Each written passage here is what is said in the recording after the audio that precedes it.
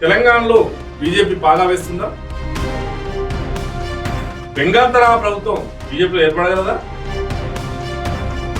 తెలంగాణలో ప్రభుత్వం ఎలా ఏర్పాటు చేయగలదు?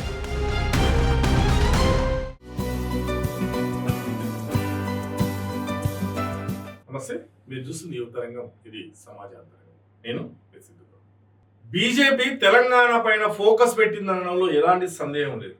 బీజేపీ యొక్క లక్ష్యం ఎలాగైనా సరే తెలంగాణలో కాషాయపు జెండా ఎగరవేయాలి.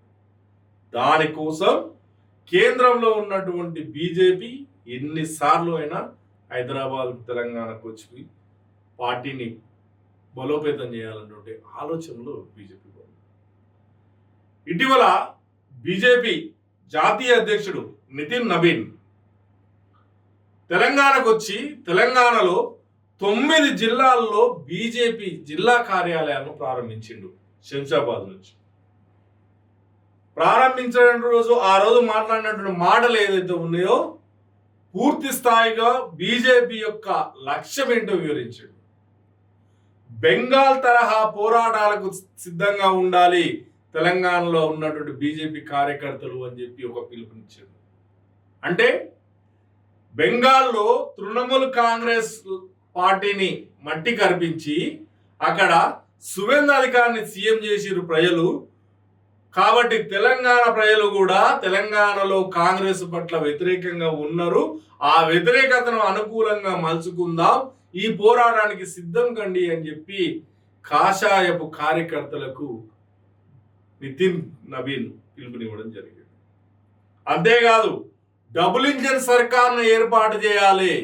కేంద్రంలో తెలంగాణలో 2 దగ్గర బీజేపీ కనుక అధికారంలో ఉన్నట్లయితే సమగ్ర వికాసం సాధ్యమవుతుంది, ఇది ప్రజల్లోకి తీసుకెళ్ళండి అని చెప్పి కాషాయపు కార్యకర్తలకు సూచించడం, దిశానిర్దేశం చేయడం జరిగింది. అదేవిధంగా పశ్చిమ బెంగాల్లో బీజేపీ అధికారంలో రావడానికి అక్కడ ఉన్న బీజేపీ నాయకుల మధ్య సమైక్యత ఎలా ఉంది, వాళ్ళు సమగ్రంగా ఎలాంటి కార్యాచరణను రూపొందించారో అలా తెలంగాణలో ఉన్నటువంటి బీజేపీ నాయకులు కూడా ఒక కలిసికట్టుగా వెళ్ళి సమగ్రంగా ఒక ఆలోచనతోటి ముందుకెళ్ళాలి.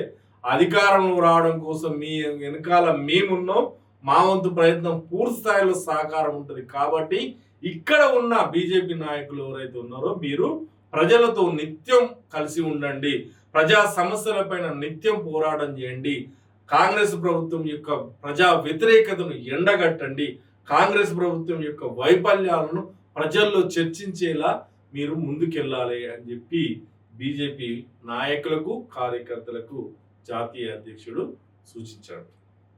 ఇక్కడ వరకు బాగానే ఉంది. నిజంగా తెలంగాణలో బీజేపీ బలం ఎంత? నిజంగా తెలంగాణలో పట్టణాల్లో బీజేపీ ఎలా ఉంది, పల్లెల్లో బీజేపీ ఎలా ఉంది? మరి 2029 ఎన్నికల్లో బీజేపీ వికసించేటువంటి అవకాశం ఉందా? అసలు బీజేపీలో ఉన్నటువంటి నాయకుల మధ్య ఐక్యత ఉందా? అయితే ఈ విషయాన్ని కూడా నితిన్ నవీన్ చర్చించడం జరిగింది. మీరందరూ కలిసికట్టుగా ఉండండి, మీరు ఎవరెవరు ఏం చేస్తున్నారో మా దగ్గర నివేదిక ఉంది, మీరు ఇలానే ఉంటే మనం అధికారంలోకి రాము. First party, last leader. Party వ్యవస్థనే ముఖ్యం. కాబట్టి లీడర్లు ముఖ్యం కాదు, నాయకులు అనే వాళ్ళు వస్తుంటారు పోతుంటారు, కానీ పార్టీ వ్యవస్థ ముఖ్యం. కాబట్టి పార్టీ మనుగడ ముఖ్యం. కాబట్టి పార్టీ బతకాలి, కాబట్టి పార్టీ అధికారంలోకి రావాలి. కాబట్టి మీరందరూ ఐక్యంగా ఉండాల్సిందే. ఒకరిపైన ఒకరు విమర్శలు చేసుకుంటూ, ఒకరి లోపాలను ఒకరు వెతుక్కుంటూ మీరు పార్టీని దెబ్బతీయకండి అని చెప్పి చురుకలు వేశారు నితిన్ నవీన్. అంతేకాదు, గతంలో చేసినటువంటి పోరాటం ఏదైతే ఉందో, గతంలో తెలంగాణ ప్రభుత్వం పైన బీజేపీ చేసిన పోరాటం ఏదైతే ఉందో ఆ పోరాట ఫలితంగానే ఇక్కడ ప్రభుత్వం మారింది. కానీ ఆ పోరాటం ఫలితాలను బీజేపీ అనుకూలంగా మలుచుకోలేకపోయింది. అది ఇక్కడ ఉన్న లోకల్ నాయకులు ఎవరైతే ఉన్నారో ఆ నాయకుల యొక్క విధానాలే సరిగ్గా లేవు అని చెప్పి కూడా చురుకలు వేయడం జరిగింది. నిజంగా ఇక్కడ బీజేపీ ఉన్నటువంటి నాయకుల మధ్య ఐక్యత ఉందా అంటే పైకి మాత్రం బాగానే కనిపిస్తున్నారు, కానీ లోపల ఎవరి గోతులు అవుతున్నారు. దీంతో బీజేపీ పటిష్టంగా ఉండలేకపోతుంది. పార్టీ నిర్మాణం కూడా నిజంగా గ్రామీణ ప్రాంతాల్లో ఎక్కడ కూడా పూర్తి స్థాయిలో పటిష్టంగా లేదు.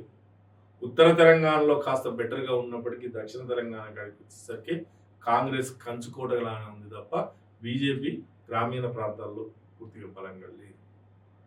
కాబట్టి అంతేకాదు ఇక్కడ ఉన్న నాయకులు కూడా ఒకరేమో ఇంకొకరి పైన పోస్టర్లు వేల్చేటట్టు చేస్తారు, ఒకరేమో ఇంకొకరి వ్యక్తిగత జీవితాలను బయటికి తీసేటట్టు చేస్తారు. ఇలా ఒకరికొకరు పరస్పరం ఆ గోతులు తవ్వుకోవడం వల్ల దానివల్ల బీజేపీ బలంగా కాలేకపోతుంది తెలంగాణ ప్రాంతంలో. కాబట్టి నాయకులకు కార్యకర్తలలో జోష్ నింపేటువంటి ప్రయత్నం జాతీయ స్థాయిలో ఉన్నటువంటి నాయకులు పూర్తిగా సమయం కేటాయించి తెలంగాణలో బీజేపీ ప్రభుత్వాన్ని ఏర్పాటు చేయాలనేటువంటి లక్ష్యంతో వాళ్ళు ఒక ప్రణాళికను రూపొందించుకుని ముందుకెళ్తున్నారు.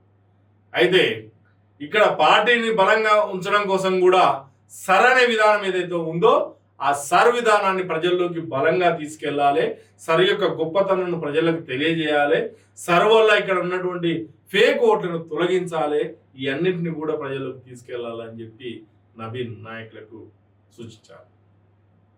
అదేవిధంగా బీజేపీ నాయకులు కాంగ్రెస్ పైన ఒక విమర్శ కూడా చేస్తున్నారు. ఏంటంటే బీజేపీ పార్టీ బలమవుతుంది కాబట్టే బీజేపీని బలహీనం చేయాలని చెప్పి గ్రేటర్ హైదరాబాద్ను 3 ముక్కలుగా చేసిర్రు. ఆ 3 ముక్కల్లో ముస్లింలు ఓట్లను ఎక్కువ పెంచేటువంటి ప్రయత్నం చేస్తుంది కాంగ్రెస్ అని చెప్పి ఒక ఆరోపణ కూడా చేశారు. ఈ అన్ని విషయాలు ఏవైతే ఉన్నాయో బీజేపీ నాయకులు ప్రజలను చైతన్యం చేయడంలో ఇవన్నింటినీ తీసుకెళ్లి బీజేపీని బలంగా చేయాలని చెప్పి ఒక ప్రణాళికబద్ధంగా ముందుకెళ్లాలని చెప్పి నితిన్ నవీన్ తెలియజేశారు. అయితే నితిన్ నవీన్ వచ్చి తెలంగాణలో ఒరగబెట్టింది ఏమీ లేదు. నితిన్ నవీన్ వచ్చి ఏదో పార్టీ కార్యాలయాలను మాత్రమే ప్రారంభించిండు, ఇది అట్టర్ ఫ్లాప్ షో అని చెప్పి టీపీసీసీ అధ్యక్షుడు మహేష్ గౌడ్ విమర్శన చేయడం జరుగుతుంది. తెలంగాణలో కాంగ్రెసే ఉంటుంది, వచ్చేది కూడా కాంగ్రెస్ గవర్నమెంటే, బీజేపీ అధికారంలో రావడం కల్లా అని చెప్పి మహేష్ గౌడ్ విమర్శలు చేయడం జరుగుతుంది. నిజంగా బీజేపీ అధికారంలోకి రావాలనేది ఆషామాషి వ్యవహారం కాదు. ఎంతో కష్టపడుతుంది తప్ప, నిజంగా ప్రజలను ఎంతో చైతన్యం చేస్తే తప్ప, పార్టీ నిర్మాణాన్ని ఇంకెంతో బలంగా చేస్తే తప్ప బీజేపీ అధికారంలోకి వచ్చే అవకాశం చూద్దాం. తెలంగాణ పైన దృష్టి పెట్టింది జాతీయ బీజేపీ, కానీ అధికారం రావడానికి ఎన్ని ఎత్తుగడలు వేస్తుందో చూద్దాం. ఇది ఈరోజు.